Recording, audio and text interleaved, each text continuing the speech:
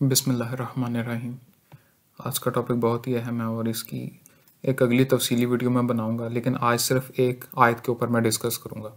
ये वो आयत है जिसको बतौर दलील बनाकर पेश किया जाता है कि मुसलमानों को जब हुकूमत मिलती है तो वो इस्लाम को नाफिज करते हैं, गालिब करते हैं। तो सभी ने इसका ये तर्जमा किया है हुकूमत, इक़्तिदार मिलना, हुकूमत मिलना।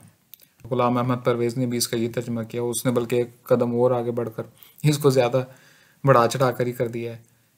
लिखता है कि जी जब इस मज़लूम जमात को अल्लाह हुकूमत और इक़्तिदार देगा तो यह निज़ाम सलात कायम करेंगे। निज़ाम सलात, और ये कैसा होगा उसको अंदर ब्रैकेट में लिखा हुआ है कि जी मुआशरे के तमाम अफराद को कवानीन खुदाबंदी का इत्तबा करना पड़ेगा, यानी कि हर इंसान को मोमिन बनाया जाएगा ज़बरदस्ती। इस्लाम में तो अल्लाह ताला ने शराब और जुआ और ये सारी चीज़ें मना की है ना, सुअर खाने का गोश्त भी मना किया है। हालांकि ये किसी दूसरे के ऊपर जुल्म तो नहीं है, अपने आप ही के ऊपर ही कुछ सुअर का गोश्त खाएगा या कोई शराब पिएगा तो अपने ऊपर जुल्म है ना, दूसरे के ऊपर तो नहीं ना कर रहा था वो।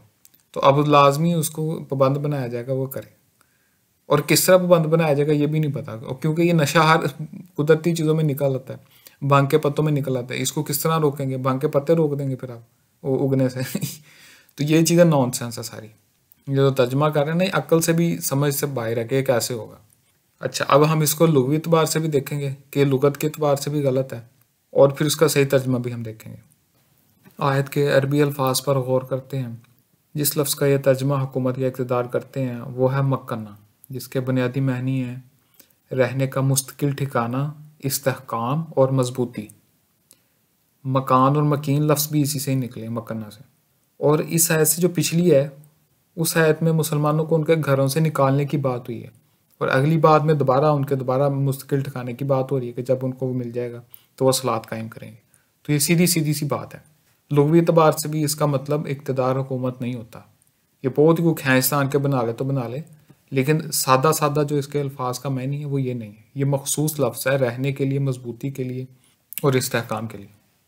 लुगत के बाद अब कुरान से ही रहनुमाई लेते हैं दूसरी आयतों में जहाँ पर इसका इस्तेमाल हुआ इस लफ्ज़ का, कि वहाँ पे क्या मैनी दे रहा है।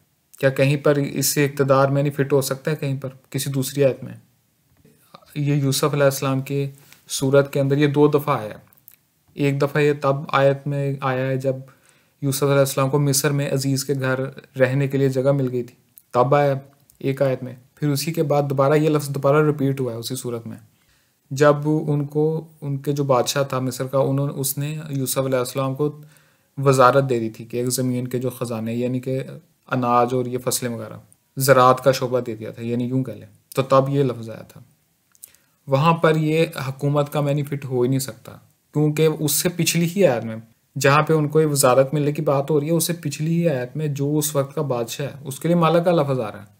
यूसुफ अलैहिस्सलाम के बादशाहत नहीं थी, उनके पास हुकूमत नहीं थी, सिर्फ एक शोबे की एक वजारत थी, और उस वजारत की वजह से उनको मजबूती मिली थी, इस्तेहकाम मिल गया था।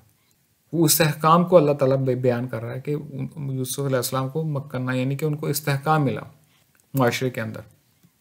इसी तरह तालूत अलैहिस्सलाम के लिए जब अल्लाह ताला ने बादशाहत का लफ्ज़ इस्तेमाल करना था, माला का लफ्ज़ आया, मक्कना लफ्ज़ नहीं आया वहाँ पे भी।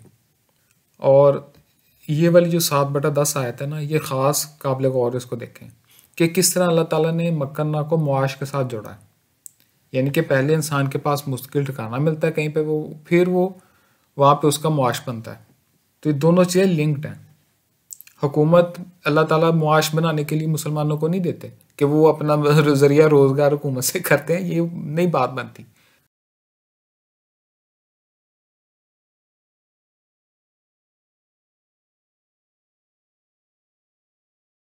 हुकूमत अलग चीज़ होती है, मजबूती अलग चीज़ है। ये दोनों एक दूसरे का मुतबादिल नहीं है।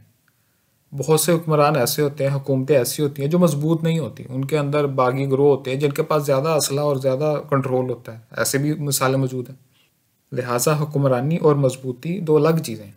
और हम आम तौर पर भी ये लफ्ज़ बोलते हैं ना कि मलक रियाज तो हुकूमत से भी ज़्यादा मजबूत है, या फ़लाँ इदारा जो है वो तो हुकूमत से भी ज़्यादा मजबूत है, तो बोलते हैं ना हम। जब हुकूमत मुराद लेना होगा तो उसका एक मखसूस लफ्ज़ है अरबी में, वो बोला जाएगा। जब मजबूती और इस्तेहकाम बोला जाएगा तो उसके लिए मक्कना लफ्ज़ आएगा। तो ये दोनों अलग अलग चीज़ें हैं। तो मेरे ख्याल में बात आपको अच्छी तरह समझ आ गई होगी। कुरान में तो किसी भी आयत में मेरे नज़दीक मक्कना लफ्ज़ हुकूमत के लिए नहीं बोला गया। तो फिर दुरुस्त तर्जमा क्या है इस आयत का, जो शुरू में हमने बयान की थी, उसका दुरुस्त तर्जमा ये है कि जब उन लोगों को ज़मीन में रहने का मुस्तकिल ठिकाना मिल जाता है, मजबूती मिलती है, तो वहाँ पे सलात कायम करते हैं। सलात से मुराद है दर्स कुरान करना, अल्लाह की आयतें सुनाना। और इस पर मैं एक तफसीली वीडियो बना चुका हूँ सलात वाली, वो आप वहाँ पे देख सकते हैं। ज़कात को मैं अब डिस्कस नहीं कर रहा, वो उसकी भी मैं अलग एक वीडियो बना दूंगा।